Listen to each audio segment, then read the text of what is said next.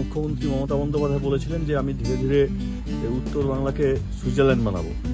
আজকে সত্যি বেশ কয়েকদিন পরে সন্ধ্যাবেলার পরে এখানে আসলাম এবং এত সুন্দর লাগছে দেখতে, মনে হচ্ছে বিদেশের কোনো ব্রিজ। তো সামনেই আমাদের স্বাধীনতা দিবস, তার আগে আমাদের যে এই গাজলডোবার যে আমাদের এখানকার ব্রিজ, সেই ব্রিজ এত সুন্দরভাবে সেজে উঠেছে আমাদের জাতীয় পতাকার তিনটি রঙের আদলে। অপূর্ব সুন্দর লাগছে।